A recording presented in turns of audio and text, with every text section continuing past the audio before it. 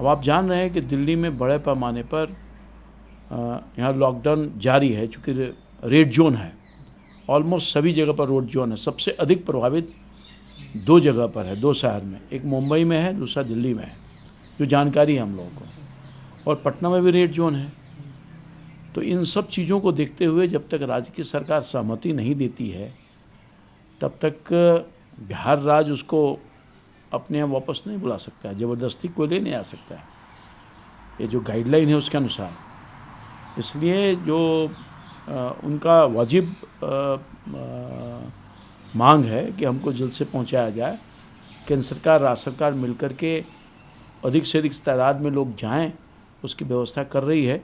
अब तो मैं धन्यवाद देना चाहता हूं माननीय मुख्यमंत्री जी को, जिन्होंने एक बड़ा ही उचित निर्णय लिया है कि अब जितने भी लोग जाएंगे, छात्र हैं या मजदूर हैं, प्रवासी मजदूर या अन्य तीर्थ स्थल पर गए हुए लोग, सब लोगों के लिए मुफ्त में व्यवस्था किया, सारा खर्च राज्य सरकार वहन करेगी। एक अच्छा काम किया है।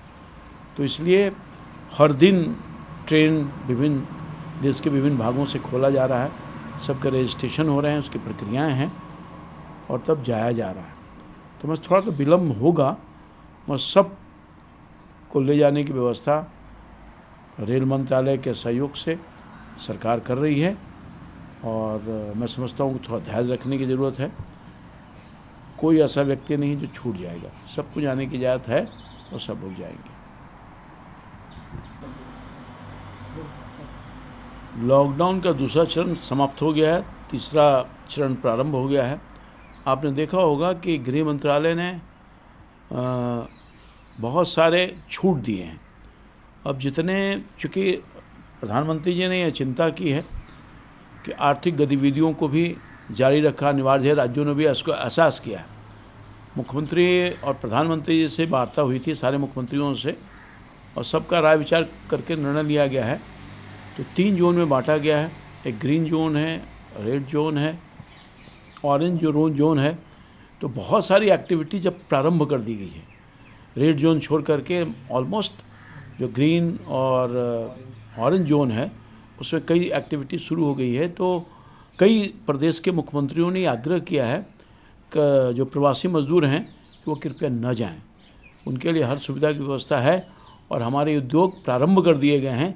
इसलिए काम मिलना जब प्रारंभ हो जाएगा तो मैं समझता हूँ कि हर जो असुविधा है उस सुविधा में तब्दील हो जाएगी।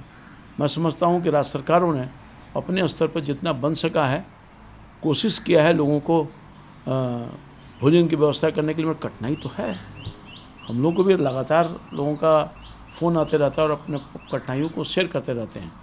तो कठिनाई हो रही है मज़दूरों को, अन्य लोगों को, ये बात सही है, मगर जो परिस्थिति उत्पन्न है कोरोना से लड़ने के लिए कोई उपाय नहीं है। ज़िंदगी बचानी है, देश को बचाना है, अपने बचाना है, अपने परिवार को बचाना है, अपने समाज को बचाना है, अपने राज्य को बचाना है। थोड़ा कष्ट उठाना पड़ेगा। इससे मैं आग्रह करूंगा उन तमाम प्रवासी मजदूरों से विशेष तौर पर कि थोड़ा इतना बर्दाश्त आपने किया है, थोड़ा धैर्य रखिए, सारा समस्या का निदान हो जाएगा और देश बच जाएगा, कोरोना हार जाएगा। सर, प्रवासी मजदूरों को लेकर बिहार में राजनीति भी एक तरीके से आरंभ हो गई है। तेजस्वी यादव ने कई आरोप लगाए हैं। सबसे पहले तो उन्होंने कहा कि बिहार सरकार पूरी तरीके से इस मामले में फिसली रही है, न मजदूरों को ला पा रही है, न कोई सुविधा दे पा रही है। अब विपक्ष के पास कोई मुद्दा नहीं है, मुद्दा विहीन हो गई विपक्ष, क्योंकि बोलने के लिए कुछ है ही नहीं। राज्य सरकार मजदूरों को, आम लोगों को, किसानों को, वहाँ रहने वाले गरीबों के लिए केंद्र और राज्य दोनों ने महत्वपूर्ण भूमिका अदा की है और बहुत सारी सुविधा उपलब्ध कराई है। मगर अगर किसी को दिखाई नहीं दे रहा है, लोग दूर में है तो दिखाई कहाँ से देगा? पास में रहे तो ना हो, पास में तो है ही नहीं है, तो दूर में कहीं अपना बयानबाजी हो रहा है, ट्वीट हो रहा है। क्योंकि चुनाव तो है सामने ना, जनता सब कुछ को जानती है, समझती है, और ऐसे लोगों को जवाब देते रही है बिहार की महान जनता।